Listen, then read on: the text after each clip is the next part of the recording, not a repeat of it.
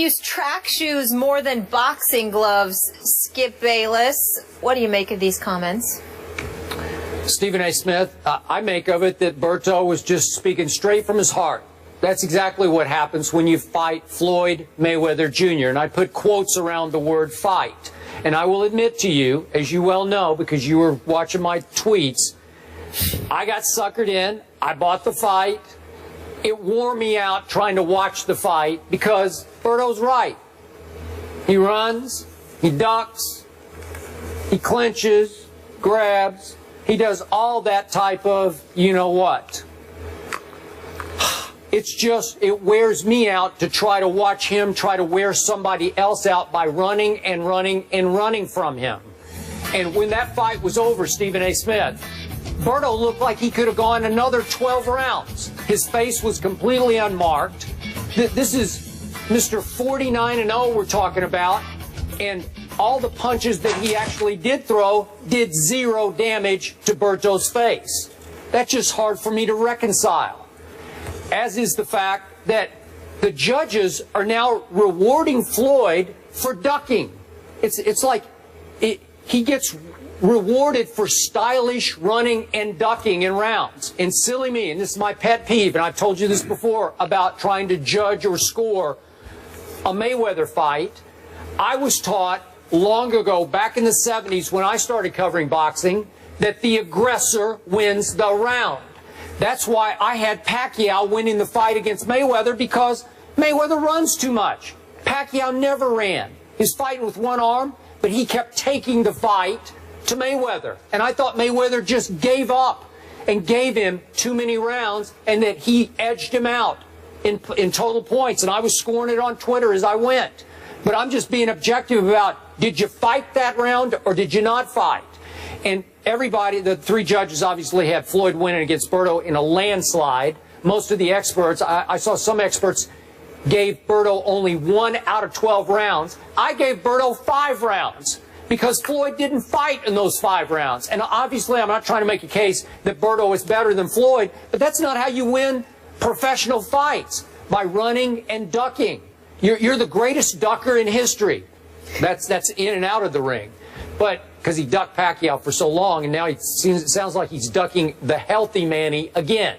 We'll see if that holds. But the point is, the judges are so wrapped up in Floyd's aura, in his mystique as the greatest defensive fighter ever, that you can't give him points for having the greatest head in boxing. He does. He has the greatest defensive head. I don't mean mind. I mean literally his head. You can't hit him. He's great with his head. But that's not how you score points in boxing. You can obviously defend, but then you have to offend. And it's offensive to me to watch him fight because he's almost all defense. And he has no punching power. We talked about that. Berto's laughing at him. Come on. And they're trash talking because Berto's just saying to him, that's all you got? Seriously? And Floyd's trying to clown him and show him up. And then I'm saying, well, Floyd, you should be ashamed. You picked this guy who lost 3 of his last 6 fights. Well, what are you trying to clown him for? He was your choice. Pick a better, a more worthy opponent then. But box him. Fight him. Give me my money's worth. You got my money. Just give me my money's worth. So in the end, Berto's just walking along telling TMZ exactly what happened in that fight. It's just a duh to me because he's just being honest about it. Well, first of all, obviously, I disagree with you. I disagree with you on a couple of points. When you talk about guys that, he's running so much, you are of the mindset that, that's not how you're supposed to win fights. I've made the argument to you for years. Sugar Ray beat Marvin Hagler that way because he was running a lot, and Marvin Hagler was the constant aggressor. He felt he should have won the fight that Sugar Ray ultimately got over him because he was the aggressor, and Sugar Ray ran for most of the fight and would win the last 30 seconds of each round. More power to him. But let me say this to you. I, too, was incredibly bored by the fight. It certainly wasn't what I wanted it to be. And at the end of the day, if that's Floyd Mayweather's last fight, he's not going to be missed because that's not how people wanted to see him go out. But I do believe, however, Skip Bayless, that you are ultra critical of Floyd Mayweather because it wasn't the fight that you kind of see that you wanted to see, that you didn't see what was transpiring. I will be the first to admit to you that Floyd continuously held when he was up against the ropes. The second Berto would come in, Floyd would hold him, duck, do whatever, put his head down, whatever the case may be, to neutralize Andre Berto, and that part was boring. There is no question in my mind that when they were in the middle of the ring, there were many, many occasions during the fight when Andre Berto just couldn't touch him. Couldn't touch him. Couldn't hit him at all. As a matter of fact, there were several occasions Andre Berto was the one ticking me off, and I love Andre Berto as a person. But what he ticked me off about was he was throwing these weak jabs. He wasn't really jabbing. He was like throwing these weak jabs to try to send up a right. And then when he threw the right, Floyd is holding you every time when he's against the ropes and you come in. And Andre Berto continuously lunged with his right, throwing his body into Floyd, where it was easy to hold Andre Berto. At no time did he sit there and just throw a jab and then come back with a right and just step back or anything like that. He kept lunging in, hoping that one punch and catching Floyd would do the trick. You're not going to be able to do that against Floyd Mayweather. In the end, here's what this comes down to. And I'm dead serious with this. No matter how much you claim to know so much about boxing, and I'm not going to refute it, here's what disgusts me about you when it comes to Floyd Mayweather. Whether you like him or not, he's always been this way.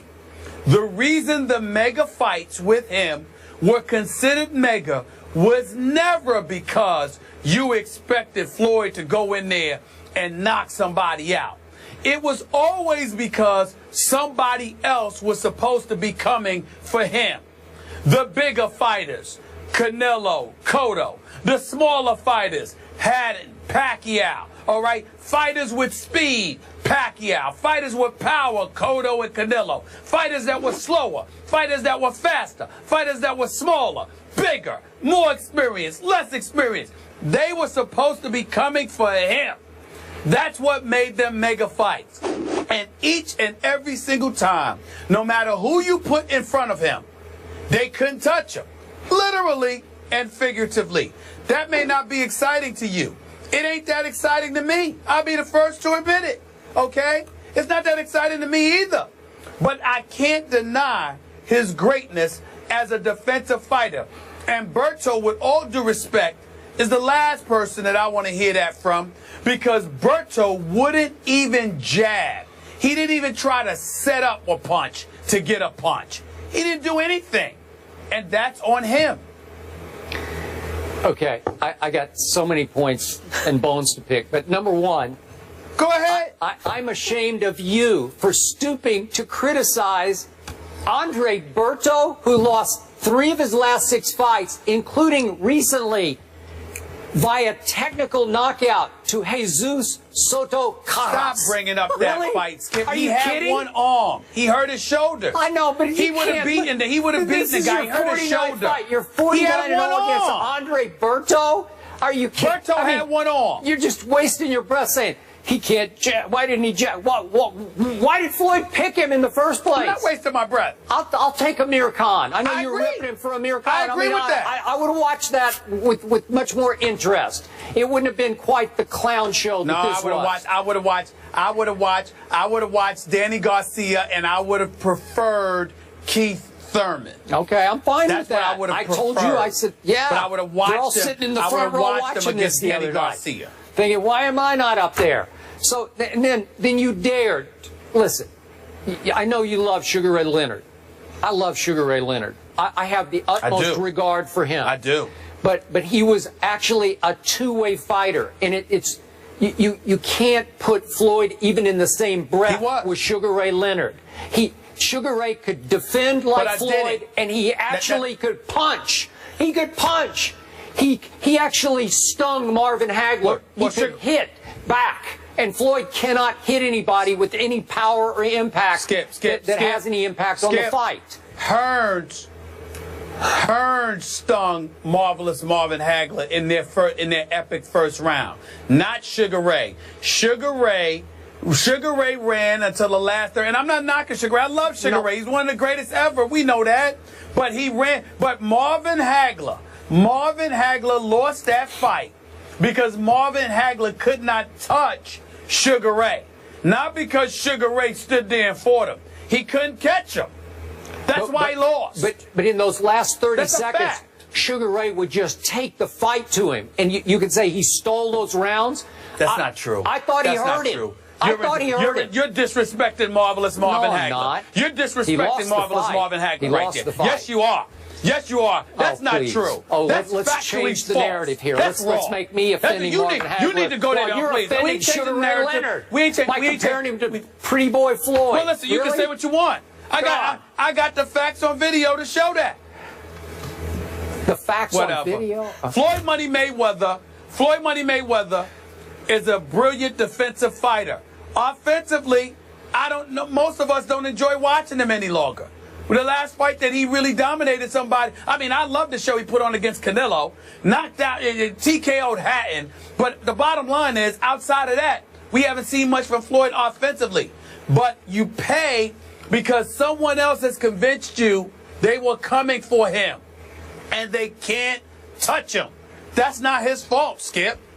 That's not his fault. Yeah, they can't touch him. He chose to fight that man, quote unquote, fight. I agree with that. I agree with that. I agree with that. Okay. I agree with that. All right. We're leaving it there, guys. He walks away unscathed and is supposedly retired. So we shall see. Seattle got upset Sunday by the Rams. Yes. Man is paid. No debate there with no Cam Chancellor, but the Seahawks still haven't closed a deal with him. They certainly could have used him. Wait till you hear what Ray Lewis thinks of all this. That's coming up on the other side of the break. Bell may have wowed some folks in his relief appearance against the Jets on Sunday, but legendary coach Bill Parcells was not impressed. Here's what Parcells told Colin Cowherd on The Herd yesterday. Johnny Manziel is an exception. Now, he's a fan favorite. He's like a mascot player. You know, the fans root for him. He creates excitement. And, you know, there have been, in a couple of cases, guys like Tarkenton and even Russell Wilson to an extent that have been very successful in doing this. But they're a very, very minute percentage. Skip, a mascot player. Yeah. Are Parcells' comments inbounds or out of bounds? You know, I must admit to you, Stephen A. and Molly, I had only read those comments. When I heard them just then, that's the first time I heard them, they didn't play as out of bounds as they read. So I'm going to back off just a little bit here. Obviously, I'm a Johnny fan, so I'll probably overreact here. But it read like a cheap shot to me from, as Molly said, a legendary coach who, to me, I think he said some fairly nice things about Johnny before he got drafted. And another great coach named Nick Saban, I don't think he would call Johnny a mascot player because Johnny tore him apart twice when Nick, as a great defensive coach, attempted to stop Johnny his last 2 years at Texas A&M. So it came across to me like Parcells is kicking Johnny when he's a little bit down right now. We know he had a big problem last year, and it took almost 2 months of rehab to try to address that problem. He had an arm issue in camp that limited his reps. Last week they said he got very few reps as the backup quarterback to Josh McCown, and he gets thrown into the fire on Sunday against the top maybe 2 or 3 defense at the Jets in their home opener, trying to run the Josh McCown game plan called by a guy who was coaching as the offensive coordinator, who was coaching as the offensive coordinator first time in the National Football League. Well, that's pretty hard. So you can dismiss him as a mascot player all you want, but I think the jury should still be out. I think he can play. I've always thought he can play. You just got to let him have a little better circumstance than he had on Sunday against the Jets.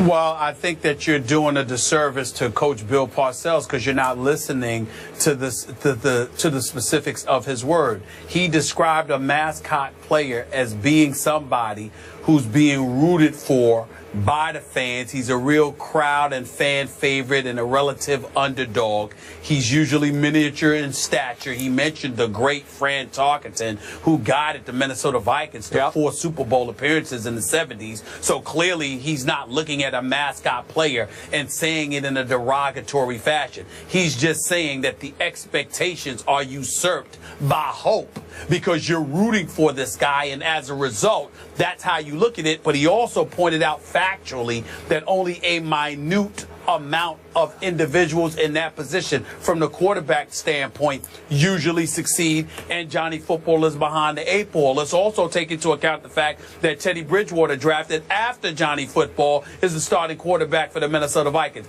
Derek Carr, drafted after Johnny Football, is the starting quarterback for the Oakland Raiders. Both of them, especially Carr, are considered better than Johnny Manziel with more of an upside. Now, Cleveland's roster might have something to do with that. Their coaching staff may have something to do with that. You can say we'll see all we want to, but what we have seen thus far qualifies a Hall of Fame, multiple Super Bowl championship coach to say what he said. And I have no problem with it. None. Okay. Well, I told you when I read mascot player, it read harsher than it sounded when I heard the soundbite. So I'm going to back off a little bit, but it hit me the wrong way last night when I read it. But this way, I say, okay, I got you, but I think Johnny is rare breed. I think he's in there with a Tarkenton or a Doug Flutie, who I have great respect for because he's so athletic and so quick and fast. So we'll see how this plays out. We will see. Manziel versus Mariota on Sunday. Do we know? We don't know if he's starting yet. I think he is because Josh McCown's in the concussion protocol, but I don't know that for a fact yet. Okay. We're looking forward to that one. That one is in Cleveland. Gentlemen, it was fun, as always. Stephen A., thank you. Skip Bayless. I think we're going to keep you, Molly. Yeah? I just think we're going to keep you around. You put a ring on it? You're pretty good. You're pretty good. Hey, yeah. I'm trying. Congrats. I got to step my A. You're all right. Oh, You're all please, right. too. Okay, okay. I'm blushing if my complexion would let me blush. Yeah. Bye.